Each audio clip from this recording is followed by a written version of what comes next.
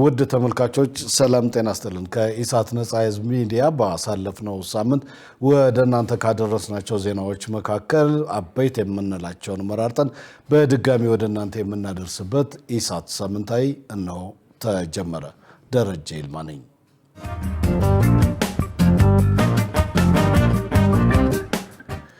የኢትዮጵያ ሀገራዊ ምክክር ኮሚሽን የቀረው የ3 ወር ጊዜ ጉባኤውን ለማካሄድ እንደማይበቃው ያስታወቀው ባሳለፍነው ሳምንት ነበር።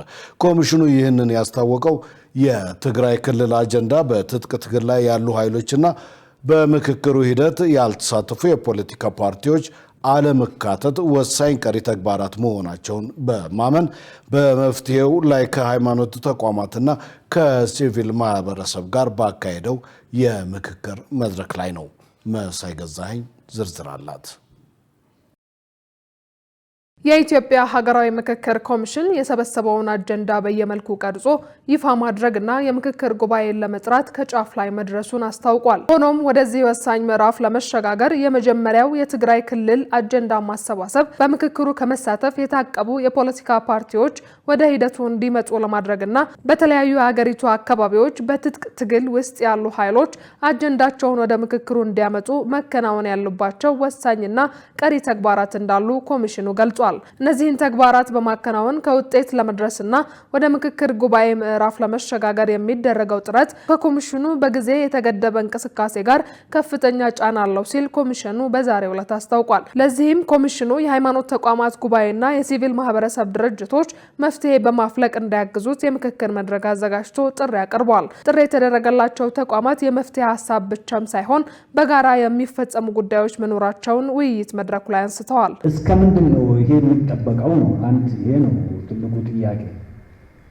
እስከናካቴው የማይሳተፉ ከሆነ እስካሁን የተሄደው ጉዳይ ተንጠልጥሎ ይቀራል ወይስ ምንድን ነው? የተመረጡ አጀንዳዎች በጣም ሰፊ ጊዜ ወስደው በሚኒስትሪ ሚዲያዎች በዘመቻ መልክ አናውንስ መደረግ አለባቸው። ኢትዮጵያውያን በእርግጥም እኔን የሚወክሉ አጀንዳዎች ተመርጠውልኛል ብሎ አምኖ ተስፋ ማድረግ አለበት። የሆነ አካል ወይም ቡድን በዚህ ሀገራዊ ምክክር ኮሚሽን የመሳተፍ ፍላጎት ካላሳየ ምን መደረግ አለበት የሚል ስትራቴጂ አልተቀመጠም ወይ ነው? አካታች ለማድረግ የወሰዳችሁት እርምጃ ምን ነበር? ከእናንተ ውጪ በሶስተኛው አካል እነዚህን ሰዎች ለመድረስ የተደረገ ጥረት አለ ወይ? የሃይማኖት ተቋማት መጀመሪያ እኛ እንምከር፣ በኋላ መገሰጽ እንድንችል እኛው ራሱ ገመድ ጉታቶች ውስጥ ገብተን እዛው መድረክ ላይ እኛውም እያወቃን መገሰጽ አንችልም። ቅርቃር የሚለውን መሻገራችሁ ቀድመን እኛ ለዝበን ተመካክረን የሆነ ኮመን ሴንስ ላይ መድረስ ካልቻልን ቀድመን ከዋናው ምክክር በፊት ተው እንጂ ብለን መገሰጽ አንችልም። ብንገስጽም ተቀባይነት የለንም። እንኳን እንዲያውነን አሁን ራሱ ተቀባይነታችን ተአማኒነታችን ኮሽን ውስጥ ከገባ ቆየ። ምክትል ዋና ኮሚሽነር ሂሩት ገብረስላሴን ጨምሮ ሌሎች ኮሚሽነሮች በመድረኩ ለተነሱ ጥያቄዎችና አስተያየቶች ምላሽና ማብራሪያ ሰጥተዋል። የትግራይ አጀንዳ አልተካተተም። አንድ የሚይዘን ነገር ያ ሳይካተት አጀንዳውን አናውንስ ወይም ደግሞ ማሳወቅ ስለማይቻል በዚህ ምክንያት ነው። ሁለተኛ ያው ሀገራዊ ጉባኤውን መጥራት ነው። የትግራይ ተወካዮች በሌሉበት ሀገራዊ ጉባኤን መጥራት ስለተቸገርን ነውና አሁን በቀረን በዚህ 3 ወር ውስጥ ይሄ ሁሉ ተደርጎ ያልቃል ወይ? አልቅም። ግልጽ ነው። ትጥቅ ያነሳ ወገን የፖለቲካ ጥያቄ ያለኝ ብሎ ነው። የፖለቲካ ጥያቄው አለመሳተፍንም ይጨምራል። ምክንያቱም እኔ ነገ አሸንፌ እየመጣሁ ነው፣ ስለዚህ አታደናቅፈኝ እያለን ነው። እኛ እያልን ያለነው ብዙ ጥፋት ከመጥፋቱ በፊት ሀገር ከመጎዳቷ በፊት ወደ ሰላም ቢመጣ ሀገር ተጠቃሚ ናት። ስለዚህ በነፍጥ ከመፍታት ችግሩን በንግግር በምክክር ቢፈታ የተሻለ ነው ወደሚለው ነው። ስለሆነም በተለያዩ ኤምባሲዎችም የተደረጉ ዲፕሎማሲያዊ ጥረቶች አሉ። እነዚህን ዘርግፌ እዚህ አላወራቸውም። ነገር ግን ጥረቶቹ መካሄዳቸውን እንግዲህ ይሄ ውጤት መቼ ሊያመጣ ይችላል የሚለው የሁላችንም ጥያቄ ሊሆን ይችላል። ፈጣሪ በፈቀደ ሰዓት ነው። የካፒታል ገበያ ስርዓት ለኢትዮጵያ የኢኮኖሚ እድገት ከፍተኛ ሚና እንዳለው የተገለጸው ባሳለፍነው ሳምንት ነበረ። የካፒታል ገበያን ለማሳደግ የመንግስትን ተቋማት፣ የግሉን ዘርፍና የሌሎችን አካላት ተሳትፎና አጋርነት እንደሚጠይቅ የኢትዮጵያ ብሔራዊ ባንክ ገልጿል። መሰረት ባዩ የኢትዮጵያ ካፒታል ገበያ ባለስልጣን ሁለተኛውን ዓለም አቀፍ ጉባኤ ዛሬ ጀምሯል። ለተከታታይ ለ3 ቀናት የሚቆየው ይህ ጉባኤ ባለፉት ዓመት የሚቀርቡበት ከዓለም አቀፍና አህጉራዊ የካፒታል ገበያ ተቋማት ጋር የልምድ ልውውጥ የሚደረግበት ነው ተብሏል። የገንዘብ ሚኒስትር አህመድ ሽዴ በጉባኤው ላይ ባደረጉት ንግግር በኢኮኖሚው ሪፎርም መሰረት ወደ ስራ የገባው የኢትዮጵያ ካፒታል ገበያ የኢትዮጵያን የፋይናንስ ስርዓት በማጠናከር ረገድ ቁልፍ ሚና እንዳለው ገልጸዋል። የካፒታል ገበያ ልማት የረጅም ጊዜ የዕዳ ዘላቂነትን ለማጎልበት የመንግስትና የግል ሽርክናዎችን ለማሻሻል እንዲሁም ቀጣይነት ያለው ልማትን ለማስፋፋት ትርጉም ያለው መንገድ እንዲኖር ያደርጋል። የሀገር ውስጥ የብድር ሁኔታዎችን በማስፋፋት ቀስ በቀስ በውጭ ብድር ላይ ያለንን ጥገኝነት በመቀነስ ወደ ሀገር ውስጥ የፋይናንስ ምንጭ እንሸጋገራለን። ይህ ብዝህነት ደግሞ የተሸጋጋሪ አደጋዎችን ይቀንሳል፣ የብድር ጊዜን ያረዝማል፣ እንዲሁም የወለድ መጠን ተጋላጭነትን ይቀንሳል። ጥልቅ የሆኑ ገበያዎች ከጡረታ ፈንዶች፣ ከኢንሹራንስ ኩባንያዎች፣ ከጋራ ኢንቨስትመንት እቅዶች እንዲሁም ከችርቻሮ የሚገኘውን የረጅም ጊዜ የሀገር ውስጥ ቁጠባ በማሰባሰብ አደጋን በመቀነስ የፋይናንስ መዋቅራችንን የመቋቋም አቅም ያጠናክራሉ። የኢትዮጵያ ብሔራዊ ባንክ ገዢ ዶክተር ኢዮብ ተካልኝ በበኩላቸው የካፒታል ገበያ በሁሉም የኢኮኖሚ መስክ የጎላ አስተዋጽኦ እንዳለው አንስተው ለበርካታ ድርጅቶች የፋይናንስ ምንጭ እየሆነ ነው ብለዋል። የካፒታል ገበያ ምስረታ በድንገት የመጣ ሳይሆን በርካታ ጠንካራ ጥናትና ስራ በማከናወን የተገኘ መሆኑን ገልጸው ይህም በባንክ ላይ ተንጠልጥሎ የነበረውን የገበያ ስርዓት ቀይሯል ሲሉ ተናግረዋል። ንቁ የካፒታል ገበያን መገንባት ሽርክናዎችን ይጠይቃል። ማንኛውም ተቋም ብቻውን ይህን ራዕይ ሊያሳካ አይችልም። የኢትዮጵያ ብሔራዊ ባንክ፣ የካፒታል ገበያ ባለስልጣን፣ የደህንነት ተቋማት፣ የገንዘብ ሚኒስቴር፣ የፋይናንስ ድርጅቶች፣ የግሉ ዘርፍ ተዋናዮች፣ የልማት አጋሮች እንዲሁም የፖሊሲ አውጪዎች ይህን ራዕይ ለማሳካት እጅ ለእጅ ተያይዞ መስራታቸውን መቀጠል አለባቸው። ካፒታልን ለማሳደግ ፈጠራን ለማነቃቃትና የኢኮኖሚ እድገትን ለማፋጠን በተቀመጠው የጋራ ዓላማ ዙሪያ ያለን አሰላለፍ ቋሚ ሊሆን ይገባል። የኢትዮጵያ ካፒታል ገበያ ባለስልጣን ከተቋቋመበት ጊዜ አንስቶ ጠንካራና አካታች ሁሉን አቀፍ የካፒታል ገበያ ስርዓትን እንዲኖር እየሰራ እንደሚገኝ የገለጹት ደግሞ የባለስልጣኑ ዋና ዳይሬክተር ሀና ተልቁ ናቸው። ባለስልጣኑ ባለፉት ዓመታት በካፒታል ሕግ ስርዓት መሰረት የመጣል ፍቃድ የመስጠትና በዘርፉ ግንዛቤ መፍጠርን ጨምሮ በርካታ ተግባራት ማከናወኑን ዋና ዳይሬክተሯ ገልጸዋል። የውጭ ኢንቨስተሮች በኢትዮጵያ የካፒታል ገበያ እንዲሳተፉ የህግ ማዕቀፍ እየተዘጋጀ መሆኑንም ጠቁመዋል። ባለስልጣኑ በየጊዜው ሚዲያዎችን ያያል። በሶሻል ሚዲያ የሚተላለፉ መልእክቶችን፣ በሚኒስትሪ ሚዲያዎችን ከኢንቨስተሮች ጋር የሚኖራቸውን ግንኙነት በአግባቡ የተጠናከረ የማርኬት ሱፐርቪዥን እና የኢንቨስትመንትና ኢንቨስቲጌሽን ኦፊስ አለው፣ በደንብ በትሬኒንግ የተጠናከረ። ስለዚህ ይህንን ገበያውን በአግባቡ እየተከታተልን እርምጃ የምንወስድ ይሆናል። ቅጣት በመጣል ብቻ ሳይሆን የኢንቨስተሩን እውቀት በማሳደግ ነው የኢንቨስተር ከለላ መስጠት የሚቻለው። ስለዚህ ኢንቨስተሩ በኢንቨስት በሚያደርግባቸው ኤኩዊቲም ይሁን ዴት ላይ ያለውን ሪስክ እንዲገነዘብ በማስቻል ራሱን ከጥፋት እንዲከላከል ማስቻል ሌላው ትልቁ ኢንስትሩመንት ነው። እሱ ላይ ቀደም እንዳልኩት በሰፊው ለመስራት እየሞከረ። በጉባኤው ላይ ባለፉት ዓመታት በኢትዮጵያ የካፒታል ገበያ እድገት ለተሳተፉ ተቋማት እውቅና ተሰጥቷል። በሰው ሰራሽና በተፈጥሮ የሚደርሱትን አደጋዎች ለመከላከል የስርዓተ ምህዳር አገልግሎት ክፍያ አዋጅ እገዛ እንደሚያደርግ የተገለጸው በዚሁ ባሳለፍነው ሳምንት ነበረ። በሌላ በኩል የአዋጁ ረቂቅ በሕዝብ ተወካዮች ምክር ቤት ውይይት በተካሄደበት ወቅት የስነ ምህዳር አገልግሎት ለማመንጨት በሚል ሽፋን ወራሪ መጤ አረሞች ወደ ሀገር ውስጥ እንዳይገቡ የሚከለክል የሕግ አንቀጽ በአዋጁ ላይ እንዲካተት ባለድርሻ አካላት ጠይቀዋል። ገነት ዘዘው ተጨማሪ አላት። የአካባቢ ጥበቃ ባለስልጣን የስርዓተ ምህዳር ክፍያ ረቂቅ አዋጅ ውይይት እንዲካሄድበት በህዝብ ተወካዮች ምክር ቤት ለውሃ መስኖና ቆላማ አካባቢ ጉዳዮች ቋሚ ኮሚቴ በዛሬው ዕለት አቅርቧል። የባለስልጣኑ የህግ ባለሙያ ወንደሰን ታደሰ ረቂቅ አዋጁ ለተፈጥሮ ሀብትና ለአካባቢ ጥበቃ ዘላቂ ፋይናንስ አቅርቦት እድል የሚፈጥር መሆኑን አስረድተዋል። የህግ ባለሙያው አክለውም የስርዓተ ምህዳር አገልግሎት ተጠቃሚዎች ለስነ ምህዳር አገልግሎት አቅራቢዎች ክፍያ የሚፈጽሙበትን አሰራር የሚዘረጋ ነው ብለዋል። በውይይቱ ላይ የተሳተፉ ባለድርሻ አካላት ረቂቅ አዋጁ ወቅታዊ አስፈላጊ መሆኑን አንስተው አዋጁ ቢካተት ያሉትን ሐሳብ እንዲህ አቅርበዋል። ለልዩ የስነ ምህዳር አገልግሎቶች ክፍያ የየራሳቸው ደንብ የህግ ማዕቀፍ አያስፈልጋቸውም ወይ? ከውሃ ስነ ምህዳር የሚገኝ ከደን ስነ ምህዳር የሚገኝ ከረግረጋማ መሬት ስነ ምህዳር የሚገኝ የስነ ምህዳር አገልግሎት ተብሎ በግልጽ የተቀመጡ ነገሮች የሉትም። የስርዓተ ምህዳር አገልግሎት ለማመንጨት በሚል ሽፋን ወይም ሰበብ ምንም አይነት ወራሪ የመጤ ዝርያዎች እንዳይገቡ ወይም እንዳይራቡ ማረጋገጥ የሚል ሀሳብ ቢገባ ጥሩ ነው የሚል ነው። ክልል ነክ ጉዳዮች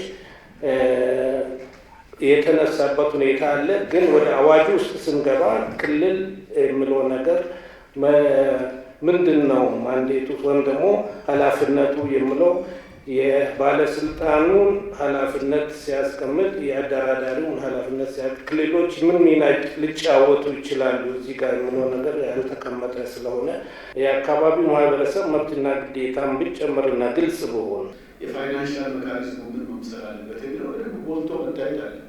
ይህ አዋጅ ሻጭና ገዢ ላይ ብቻ ነው ያተኮረው፣ ሌላውን አስፍቶ ያየበት ሁኔታዎች የሉም። የባለስልጣኑ ዋና ዳይሬክተር ኢንጂነር ለሊሴ ነሜ ደግሞ ለተነሱ ሀሳቦች ምላሽ በመስጠት የረቂቅ አዋጁን አስፈላጊነት ተናግረዋል። ከአፈር ጋር ከውሃ ጋር የሚያያዙ ኤሪያዎች ወይም ቦታዎች እንዲጠበቁ እንዲንከባከቡ ካላደረግን ጉዳቱ እየሰፋ እየጨመረ የህብረተሰቡ ተጋላጭነት ደግሞ በይበልጥ እየሰፋ ይመጣል። የአየር ብክለትን ብናነሳ፣ የውሃ ብክለትን፣ የአፈር ብክለትን፣ የድምጽ ብክለትን ብናነሳ እነዚህ ብክለቶች የመጀመሪያ ተጋላጭ ሆኖ ማህበረሰብን በተለያዩ የጤና እክሎች አደጋ ውስጥ እየጣለ ይገኛል።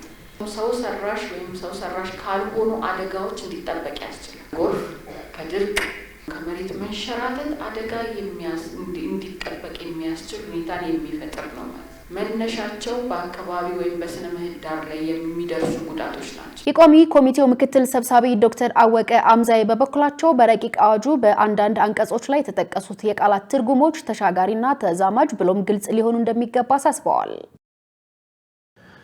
የተጎዱ ሰዎችን አቅም የሚገነባ በወጣቶች ላይ ያተኮረ የጋራ ፕሮጀክት ይፋ የተደረገው በዚሁ ባሳለፍነው ሳምንት ነበረ። ፕሮጀክቱ በአፋርና በደቡብ ኢትዮጵያ ክልሎች ለሚታዩ የግጭት፣ የአየር ንብረት ለውጥና ስጋት ምላሽ የሚሰጥ እንዲሁም በእነዚህ ክስተቶች የተጎዱትን ሰዎች አቅም የሚገነባ መሆኑ ተመልክቷል። ሰላማዊት ሙሉጌታ በግጭትና በአየር ንብረት ቀውስ ለተጎዱ ሰዎች ተለዋጭ የመቋቋም አቅምን መገንባት በሚል መሪ ቃል የታቀደ ፕሮጀክት በዛሬው ዕለት በይፋ ተጀምሯል። ፕሮጀክቱ እስከ ታህሳስ 2028 ለ3 ዓመታት በአፋርና በደቡብ ኢትዮጵያ ክልሎች በተመረጡ ወረዳዎች ውስጥ የሚተገበር ነው። ፕሮጀክቱ የተባበሩት መንግስታት የህዝብ ፈንድና የስደተኞች ኤጀንሲ እንዲሁም የሴቶችና ማህበራዊ ጉዳይ ሚኒስቴር በጋራ የሚተገብሩት መሆኑም ተመልክቷል። የሴቶችና ማህበራዊ ጉዳይ ሚኒስትር ዶክተር ጌርጎጌ ተስፋ በመርሃ ግብሩ ላይ እንደገለጹት ፕሮጀክቱ በአፋር በደቡብ ኢትዮጵያ ክልሎች ለሚታዩ የግጭት፣ የአየር ንብረት ለውጥና ስጋት ጉዳቶች ምላሽ የሚሰጥ መሆኑን ገልጸው ወጣቶችን እንደ ቁልፍ መሪ በመጠቀም በሰብአዊ እርዳታ፣ በልማትና በሰላም ላይ ትስስር ለመፍጠር ጠቀሜታው የጎላ መሆኑን ገልጸዋል። This project is firmly anchored. ይህ ፕሮጀክት በሰብአዊ ልማትና ሰላም ትብብር ላይ ጽኑ መሰረት ያለው ነው። ይህም ዘላቂነት ያለው ጣልቃ ገብነት እንዲኖርና በወጣቶች ህይወት ላይ ትልቅ ለውጥ እንዲያመጣ ያግዘናል። ከዚህ ተነሳሽነት አሳማኝ ምሰሶዎች አንዱ በወጣቶች ላይ ጠንካራ ትኩረት ማድረግ ነው። የኢትዮጵያ ወጣቶች የልማት ተመልካች ብቻ ሳይሆኑ የልማት አጀንዳውም ማዕከልም ናቸው። እንዲሁም የለውጥ አነቃቂዎች ናቸው። Also catalysts for change. የተባበሩት መንግስታት የህዝብ ፈንድ ተወካይ ሚስተር ኮፊ ኮዋሜ ደግሞ ፕሮጀክቱ ተቋማትና አስፈላጊውን ስርዓት በማጠናከር እንዲሁም ለወጣቶች በሰላም ግንባታ ላይ ምቹ ሁኔታ በመፍጠር ረገድ ትልቅ አስተዋጽኦ እንደሚኖረው ተናግረዋል። ከ60 ሺህ በላይ የሚሆኑ ወጣቶች እምቅ አቅምን፣ ክብርና ተሰሚነትን የሚያሳድጉ የተቀናጁ አገልግሎቶችን ያገኛሉ። ከጥገኝነት ወደ ብቃትና አቅም ግንባታ እንሸጋገራለን። ሁለተኛው ተቋማትን ማጠናከር ነው። እንደ አስና ያሉ እናቶች በሰላም እንዲወልዱና ቤተሰቦቻቸው የሚፈልጉትን ድጋፍ እንዲያገኙ የጤና ማህበራዊና ማህበረሰብ አቀፍ ስርዓቶችን እንገነባለን። ሶስተኛው ምቹ ሁኔታን መፍጠር ነው። ከመንግስት መዋቅሮችና ከሲቪል ማህበረሰብ ጋር በመሆን ወጣቶች ምርጫ እንዲኖራቸው በሰላም ግንባታ፣ አየር ንብረት መቋቋምና ማህበረሰብ ለውጥ ላይ እውነተኛ ቦታ እንዳላቸው እናረጋግጣለን። climate resilience and community transformation. በመንግስታቱ ድርጅት የስደተኞች ኤጀንሲ ተወካይ ሚስ አይሳቱ በበኩላቸው ይህ ፕሮጀክት ስደተኞችና የተፈናቀሉ ሰዎችን የሚደግፍ ነው ብለዋል። UNHCR has been present in Ethiopia since 1995. የኤንኤችአር በኢትዮጵያ ውስጥ ከ1995 ዓ.ም ጀምሮ እየሰራ ይገኛል። ይህም ከ1.1 ሚሊዮን በላይ የሚሆኑ ስደተኞችን በምታስተናግድበት ጊዜ በሀገሪቱ የሚደገፍ ነው። የኢትዮጵያ ስደተኞች ቁጥር በአፍሪካ 3ኛው ትልቁ ነው። በተጨማሪም በሚሊዮን የሚቆጠሩ የሀገር ውስጥ ተፈናቃዮች አሉን። ግን ወጣቶች ከነዚህ መካከል ሰፊውን ድርሻ ይይዛሉ። ከፍተኛ እምቅ አቅም አላቸው። ነገር ግን ከባድ ፈተናዎች ይገጥሟቸዋል። የተገደበ የኑሮ እድሎች አሏቸው። ህልማቸው እውን አይሆንም። እንዲሁም በጣም ከፍተኛ የደህንነት ስጋቶች አሉባቸው። ፕሮጀክቱ በጾታ ላይ የተመሰረተ ጥቃት በመከላከልና ምላሽ በመስጠት በማህበረሰብና በተቋማት በኩል የሚሰጠውን አገልግሎት እንደሚያጠናክር በመድረኩ ተመልክቷል። በአማራ ብሔራዊ ክልላዊ መንግስትና በካፒቴን ማስረሻ ሰጤ በሚመራው የአማራ ፋኖ ህዝባዊ ድርጅት አፋሕድ መካከል የተፈረመው የሰላም ስምምነት ተስፋ ሰጪ ነው የተባለውም በዚሁ ባሳለፍነው ሳምንት መጨረሻ ቀን ላይ ነበረ። ኢሳት በጉዳዩ ላይ የኢትዮጵያ ዜጎች ለማህበራዊ ፍትህ ኢዜማንና የኢትዮጵያ ህዝባዊ አብዮታዊ ፓርቲ ኢህአፓን አነጋግሯል። ትዕግስት ተስፋ ያዘጋጅተዋለች። ሙሉ ቀን ሰለሞን እንደሚከተለው ያቀርበዋል። የሰላም ስምምነቱን የአማራ ክልል ርዕሰ መስተዳድር አረጋ ከበደና የአማራ ፋኖ ህዝባዊ ድርጅትን አፋሕድ በመወከል በካፒቴን ማስረሻ ሰጤ መካከል በአፍሪካ ህብረትና በኢጋድ አደራዳሪነት መካሄዱ ታውቋል። ይህንንም ተከትሎ ኢሳት ነጻ ህዝብ ሚዲያ የኢትዮጵያ ዜጎች ለማህበራዊ ፍትህ ኢዜማንና የኢትዮጵያ ህዝባዊ አብዮታዊ ፓርቲ ኢህአፓን አነጋግሯል። የኢትዮጵያ ዜጎች ለማህበራዊ ፍትህ ኢዜማ ምክትል መሪ ዮሐንስ መኮንን በሰጡት ምላሽ የተደረሰው ስምምነት ነፍጥ ያነሱ ኃይሎች በጠረጴዛ ዙሪያ ችግራቸውን ለመፍታት እንደ ምሳሌ ሊወስዱት ይገባል ብለው ሌሎች የታጠቁ ኃይሎችም ወደ ሰላም እንዲመጡ ጠይቀዋል። የተለያዩ ጥያቄዎቻቸውን በትክክል ለማስፈጸም የሚንቀሳቀሱ ኃይሎች ትጥቅ አውርደው ወደ ሰላማዊ ፖለቲካ እንዲመጡ፣ መንግስት ደግሞ ለዚህ አስፈላጊውን ድጋፍና ትብብር በሙሉ እንዲያደርግ፣ እንደውም ደጋግመን የምንለው ሀቀኛና መንግስት ከግማሽ መንገድ በላይ ሄዶም ቢሆን ሰላም ሊያመጣና ወደ ሰላማዊ ፖለቲካ ድርድር ሊመልሳቸው የሚችላቸውን መንገዶች በቁርጠኝነት እንዲገፋ ጥያቄ ስናቀርብ ነበረ። በከፊል ያተፈጽሞ ነው የምንረዳው። በተለያየ ስም የሚንቀሳቀሱ በርካታ ታጣቂዎች እንዳሉ እንገነዘባለን። ዋነኛው ኮንሰርናችን ፖለቲካ በጠባዩ ሀሳብ ነው፣ ጉልበት አይደለም። ሀሳብ ከሆነ ደግሞ የተሻለ ሀሳብ ያለው ሰው ሀሳቡን አቅርቦ ይህንን የሚዳኝ ህግና ስርዓት አለ። ይህንን የሚዳኘው ህዝብ ነው። ህዝብ ይህንን የሚዳኝበት የተደራጀ መስመር አለ። ስለዚህ ወደ ሰላማዊ ፖለቲካ መምጣት ይሻላል። የሰላማዊ ፖለቲካው ተስፋ አስቆራጭ የሚመስሉ ነገሮች እንኳን ቢሆን እሱንም ቢሆን ታግሎ ማሻሻል ይሻላል እንጂ በጉልበት የምናመጣው ሰላም፣ በጉልበት የምናመጣው ዲሞክራሲ የለም የሚል ጽኑ አቋም ነበረን። ሌሎችም ተስፋ አድርገው በልዩ ልዩ ስም በልዩ ልዩ ምክንያት የሚንቀሳቀሱ ነፍጥ ያነሱ ኃይሎች ከግማሽ መንገድ በላይ ቢሆን ሄደው በወደ ሰፊነት በጠረጴዛ ዙሪያ ችግራቸውን ለመፍታት ይህንን አብነት አድርገው እንደሚቀበሉ ተስፋ አደርጋለሁ። ይህ መንገድ እንዲቀላቀሉም በዚህ አጋጣሚ ጥሪ አቀርባለሁ። የኢትዮጵያ ህዝባዊ አብዮታዊ ፓርቲ ኢህአፓ ምክትል ፕሬዚደንት መላከ ካሳ ግዛው ደግሞ ተከታዩ ምላሽ ሰጥተዋል። ይሄ ዘላቂ ሰላም አያመጣም። ሙከራው ጥሩ ነው፣ ግን ዘላቂ ሰላም ያመጣል። እንደ ኢህአፓ መሆን ያለበት ራሱን የቻለ አደረጃጀት አለ። ከአደረጃጀቱ መሰረት እንጂ አንድ ግንጥል ጌጥ ነው የሚሆነው።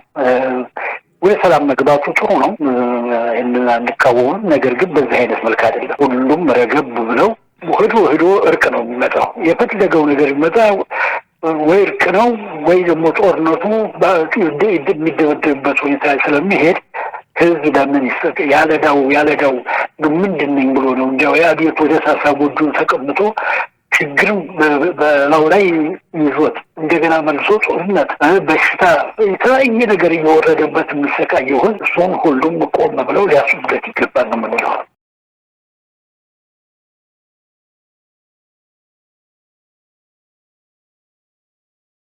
ውድ ተመልካቾች ከኢሳት ሳምንታዊ ወደ ውጭ ዘገባ አልፋለሁ። በርካታ የአሜሪካ ወታደሮች በቬንዙዌላ የባህር ዳር መሰማራታቸውን ተከትሎ ዜጎች በጭንቀት ውስጥ ገብተዋል ተባለ። ይህ በእንዲህ እንዳለ ዶናልድ ትራምፕ አሜሪካ የየብስ ላይ አደንዛዥ እጽ አዘዋዋሪዎችን ኢላማ ያደረገ ጥቃት ለመሰንዘር እየተዘጋጀች መሆኑን ተናግረዋል። ዮሐንስ ተስፋ አዘጋጅቶታል። መሰረት ባዩ እንደሚከተለው ታቀርበዋለች። በቬንዙዌላ የባህር ዳርቻ አቅራቢያ የአሜሪካ ወታደሮችና መሳሪያዎች መሰማራታቸውንና በዋሽንግተንና በካራካስ መካከል ያለው የቃላት ጦርነት እየጨመረ መምጣቱን ተከትሎ የዋና ከተማይቱ ነዋሪዎች በሀሳብ ተከፋፍለዋል። በዚህም ጥቂቶቹ በተስፋ ሌሎቹ ደግሞ በመጠራጠር የተቀሩት ሀገራቸውን ለመከላከል ባላቸው ከፍተኛ ስሜት ይገለጣሉ። ለአንዳንዶች በባህር ላይ የውጭ መርከቦች መኖራቸው ለረጅም ጊዜ ሲጠብቁት የነበረና የጸሎታቸው ወቅታዊ መልስ ነው። ሌሎች ደግሞ በሉዓላዊ ሀገር ላይ የተቃጣ ስድብ ተደርጎ ተወስዷል። አሜሪካ ከመስከረም ወር ጀምሮ በካሪቢያን ባህርና በፓሲፊክ ውቅያኖስ ላይ ወደ 2 ደርዘን ለሚጠጋ ጊዜ ጥቃት በመፈጸም ከ80 በላይ ሰዎች ገድላለች። በሐሙስ ዕለቱ የቅርብ ጊዜ ጥቃት ደግሞ 4 ሰዎች ተገድለዋል።